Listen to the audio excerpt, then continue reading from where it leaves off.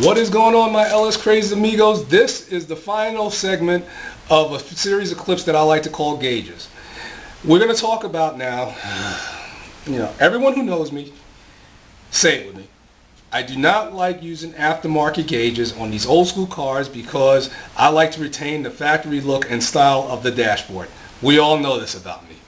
But if you're going to go and put an LS engine in one of these old school cars, there's a few gauges that is a must that I feel that you should always have. When I build these LS cars for people or for myself, I always put these two gauges in.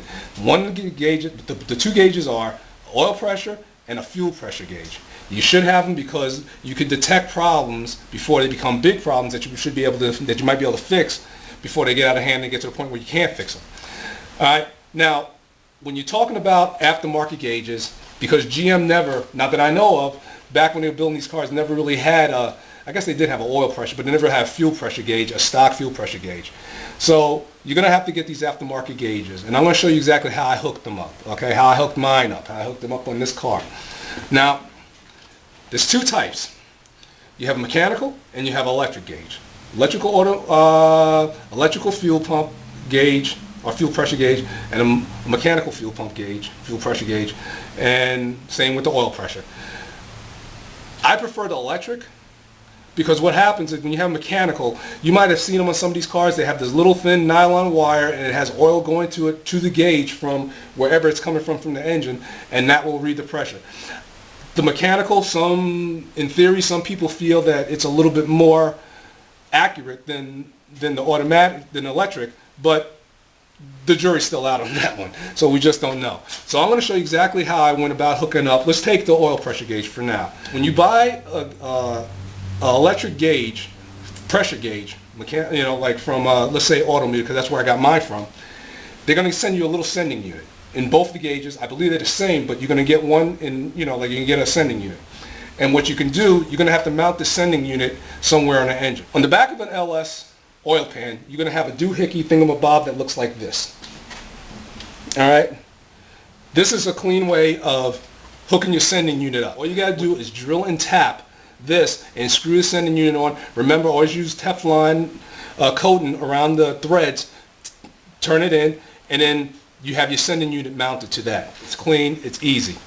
Alright?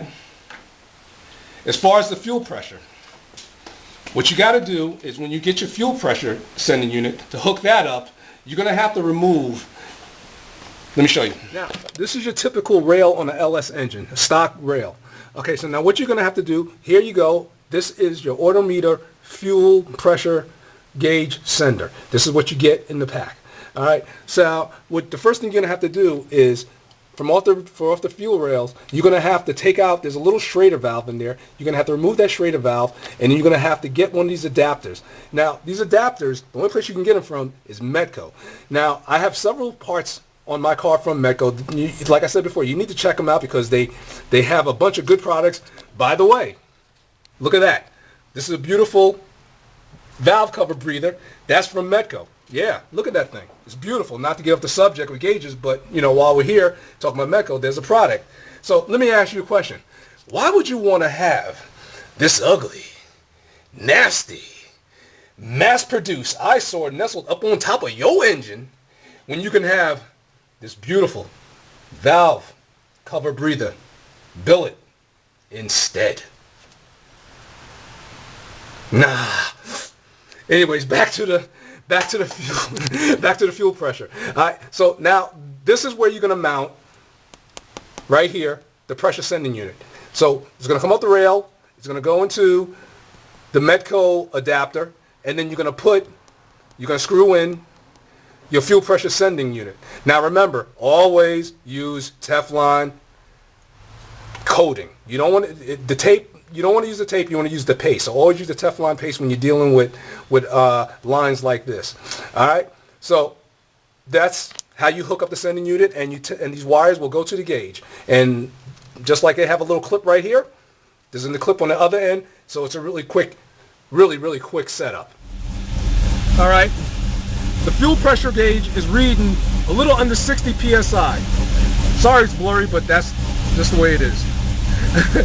But then the oil pressure gauge It should be somewhere in the neighborhood, once it warms up, and the car has been running for a little bit, but once it warms up, it should drop down. Don't be surprised if you see it drop down maybe a little over, a little under 30 at normal operating temperature.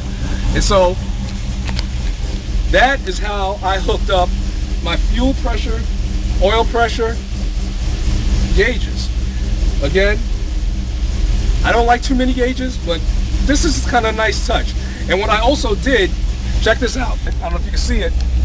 That little doohickey right there, little knob, that will control the light or the darkness, so I can match it kind of with my stock gauges. You see, I can control how bright the gauges are, and that's really a cool little piece too.